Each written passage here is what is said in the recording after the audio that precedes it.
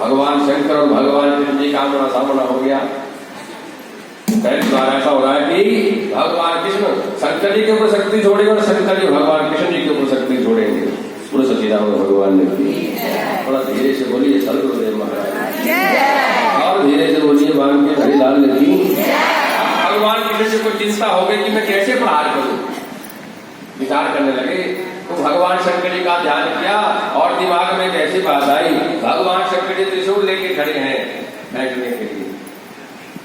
भगवान शंकर जी विचार करें कि अगर ये मेरे को शक्ति छोड़ देते भगवान कृष्ण तो अच्छा। तो भगवान कृष्ण ने क्या किया कि सर्कस में से बाहर निकाला, मत्था टेका शंकर जी को और छोड़ दिया। उस अस्त्र का नाम है जम्भारम अस्त्र। कौन सा अस्त्र? उसको लगने से सिर्फ जुमा यही आती है, बाकी कुछ नहीं होता। तो सच्चिदानंद भगवान ने वो जाकर के भगवान शंकर जी के सीने में लगा और भगवान शंकर जी जुमाइया मारने लगे। आलस आ गया भगवान शंकर जी को, आलस आया बाणासुर देखे। अब वो कुछ बोल तो सकते नहीं, क्यों? शंकर जी है, इष्ट है। अब जब शंकर जी को जुमाई आने लगी, एक जुमाई दूसरी जुमाई आने लगी तो तो छोड़ा बगल में रथ के जाकर के पीछे बैठ के मजे से जुमाते रहे आराम से। यहाँ भी होने लगा और भगवान कृष्ण ने बाणासुर को हरा दिया। बोलो सच्चिदानंद भगवान ने की, गुरुदेव महाराज। बाणासुर पराजित हो गया। देखो भगवान कृष्ण लीलाकार है, उनकी लीला किसी की समझ में नहीं आती। एक बार नारद मुनि के मन में शंका हो गई कि 16,108 रानियां हैं, देखो तो से इस वक्त रात्रि का समय भगवान किसके पास होंगे, देखो जरा कहाँ बैठे हैं बातचीत करने। तो जिस भी कमरे में नारद मुनि गए, जिस कक्ष में गए, वहां भगवान बैठे। भगवान तो सर्वव्यापक है, विश्व के अणु अणु में जो विष्णु है सर्वव्यापक है। भगवान की लीला के ऊपर हमें शक नहीं करना चाहिए, संशय नहीं होना चाहिए, क्योंकि संशय आत्मा विनश्यति, अपना नाश हो जाता है, विनाश होता है। और एक संशय जब आ गया तो कहीं इसमें तक हमको सत्संग करना पड़ेगा। बहु काल करिए सत्संगा तब एक संशय भंगा। बहुत समय तक सत्संग करना पड़ेगा तो एक शंका का समाधान होता है। तो हमें शंका नहीं करनी चाहिए। अब यहाँ एक ही वंश के कई वंश हो गए, उसी में शादी हो रही सबकी। हमारा वंश भी वही है, आपका वंश भी वही है, इसलिए तो हरिवंश है। मैं भी उन्हीं की संतान, आप भी उन्हीं की संतान, सब ब्रह्म भाई की संतान। वैसे तो सबका एक ही है वंश, लेकिन भगवान ने आगे चल करके वेदों के हिसाब से विभाजित किया है। ये अलग कुल हो गया, आपका अलग कुल हो गया, उनका अलग कुल हो गया, अलग अलग गोत्रों के हिसाब से चलने लगे। अब गोत्रों में जाके कई शाखाएं हो गई, जैसे ब्राह्मण भी कई प्रकार के ब्राह्मण हैं, कोई पादय है, कोई श्रोज है, कोई गर्ग है, ऐसे कई है। बोला मतलब ब्राह्मण भी कई है, एक इसमें गोत्र में कई प्रकार के ब्राह्मण होते हैं, अलग अलग उनको कहते हैं। एक जाति में कई जातियां हो जाती हैं। तो भगवान ने युद्ध किया और बाणासुर भी भगवान का भक्त है, पराजित तो हो गया लेकिन वो भी भगवान का भक्त बन गया, समझी बन गए। विवाह हुआ युद्ध का, और जो उषा है उसका कहते हैं फिर वधु प्रवेश हुआ वहां द्वारिका में। वहां पर आकर उनका परिवार बढ़ता है। उनकी और भी कई रानी अगर उनका व्याख्यान करने लगे तो कई वर्ष लग जाएंगे, ग्रंथ पूरा नहीं होगा। सबका वंश है, देवताओं का वंश है, राक्षसों का वंश है, महापुरुषों का वंश है, कितने संत तो गृहस्थी हुए। कितने महापुरुष की हस्ती, वो सबका वंश है। लेकिन उन वंशावली को पढ़ते पढ़ते कभी आप हरिवंश पुराण अपने पास रखो, पूरा पढ़ो उसको।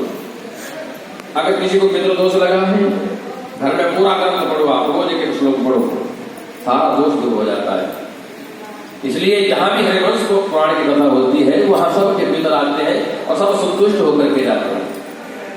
इसलिए हरिवंश पुराण बहुत कम होता है, ना के बराबर। इससे पितर भी प्रसन्न होते, देवता प्रसन्न होते, भगवान प्रसन्न होते। इसलिए आपको कहा था ये जौ की फसल है, ये हमको प्रमाण देती है। जो कलश के नीचे विचार करना, कलश के नीचे है, इसको हो गया आज 8 दिन, और जो बगल में रखी हुई है इसको अभी 3रा दिन है, लगा लो 37 दिन की फसल है। इसमें तो खेत में नहीं आती। ये सब आपका त्याग, आपकी सेवा, आपका भाव है। क्योंकि यहाँ देवता भी प्रसन्न है, पितर भी प्रसन्न है, जो इतने प्रेम से आप सेवा भाव से कार्य करवा रहे हो। एक बार जोरदार ताली महिला मंडल के लिए। देखो एक भाव, एक के साथ सब जुड़ते हैं। कथा कहीं भी हो, जाना चाहिए, सुनना चाहिए, लेकिन प्रयास सबका होता है, सहयोग आप सबका है। कौन कौन चाहता है कि आगे भी होनी चाहिए कथा? हाथ उठाओ जरा, जो सच्चे दिल से, जबरदस्ती नहीं, कि आगे भी होनी चाहिए। अरे बोलते तो सब है, वो सच्चिदानंद भगवान ने। ऐसा कौन चाहता है कि हर वर्ष होनी चाहिए? पीछे पीछे बढ़ थोड़ा नीचे नीचे कर रहे हैं, और सच्चिदानंद भगवान ने, सदगुरुदेव महाराज ने। तो चलो अच्छी बात है, आपका संस्कार, आपका संकल्प बना रहेगा तो कार्यक्रम चलता रहेगा। सहयोग सबका होता है। वैसे सब कथाएं हो रही हैं, शिव पुराण भी हो गया है, देव भागवत भी हो गया, हरिवंश पुराण भी हो गया। अब देखते आगे कौन सी कथा करनी है, कौन सी करनी चाहिए? वैसे राम कथा, कौन सी कथा? तो आगे के लिए विचार करेंगे भगवान शंकर जी के इष्ट भगवान राम जी की कथा। बोले सियापति रामचंद्र जी। हाँ, नाम प्रसाद सब भुव विनाशी। भगवान राम के नाम से भगवान शंकर जी विनाशी हैं, और जहाँ राम कथा होती है वहां शंकर जी नृत्य करते हैं। तो वैसे शिव जी की नगरी में जब राम कथा श्रावण मास में होगी तो फिर आनंद ही आनंद होता है। तो सच्चिदानंद भगवान ने। तो ये वंशावली है, ये चलती है, इसको पढ़ते पढ़ते यहाँ तक पहुंच जाएंगे, अपने तक पहुंच जाओगे। तो राक्षसों का वंश भी बड़ा है, हिरण्याक्ष हिरण्यकश्यप का वंश बड़ा, प्रहलाद का वंश बड़ा है, वहां बालक ध्रुव का वंश बड़ा है, द्वितीय सबका वंश बड़ा है, देवहूति आकृति कुरुति का वंश बड़ा है। सबके वंश आगे बढ़ रहे हैं, सप्तऋषियों का वंश बड़ा है।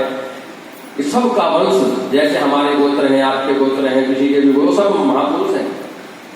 जब पूजा होती है तो गोत्र पूछा जाता है, संकल्प में गोत्र पूछा जाता है, कौन से गोत्र से हो, तब वो संकल्प काम को लाभ होता है।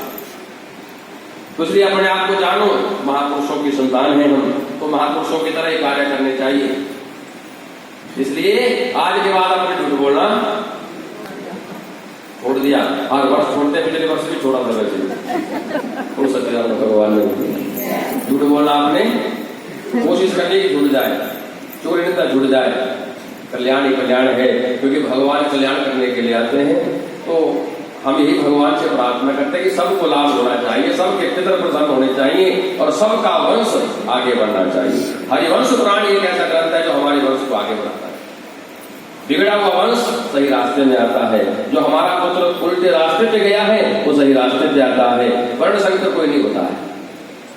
बस विश्वास होना चाहिए कि हे परमात्मा, हमने हरिवंश पुराण की कथा सुनी है, पूजा करते हुए सुनी है, नियम से सुनी है, तो हमारा वंश सही मार्ग पे चलना चाहिए। गृहस्थियों के लिए वंश बढ़ना जरूरी है और सही मार्ग पर चलना जरूरी है। इसलिए वो भाग्यशाली है जिन्होंने पूजा करी है। यहाँ रोज पूजा होती थी, क्योंकि ये सबके भाग्य में नहीं है। कई लोग हैं जिनके भाग्य में, और कल सैयादान भी होगा। जिन्होंने पूजा करी है उन सब के द्वारा वो सैयादान होगा तो महिला मंडली की तरफ से, लेकिन सबके लिए होगा जिन्होंने पूजा करी। बिना सैयादान के हरिवंश पुराण का फल नहीं है। तो सबके द्वारा यहाँ पर वो होगा, जिन्होंने पूजा करी है उनके द्वारा ये यहाँ सैयादान भी होगा। परिक्रमा होगी, 4 धाम की यात्रा होगी, तो हरिवंश पुराण को उनको पूरा पूरा फल मिलेगा। तो सच्चिदानंद भगवान ने आपको भी मिलेगा, जिन्होंने सुनी है कथा, आप चिंता मत करो, आपको फल मिलेगा। भगवान सबका कल्याण करते हैं। तो आगे कौन सी घटना घटती कथा आपको थोड़ी देर के बाद सुनाते हैं, क्योंकि अभी थोड़ी देर में महात्मा जी भी आने वाले हैं। थोड़ा उनका हमने स्वागत भी करना है और आकर के हम आगे प्रवचन सुनेंगे। कल का जो समय रहेगा, सुबह 7 बजे पूजा होगी। ठीक 8 बजे से हवन प्रारंभ हो जाएगा और 9:30 बजे से कथा प्रारंभ हो जाएगी और लगभग 11:30 बजे यहाँ से ग्रंथ की विदाई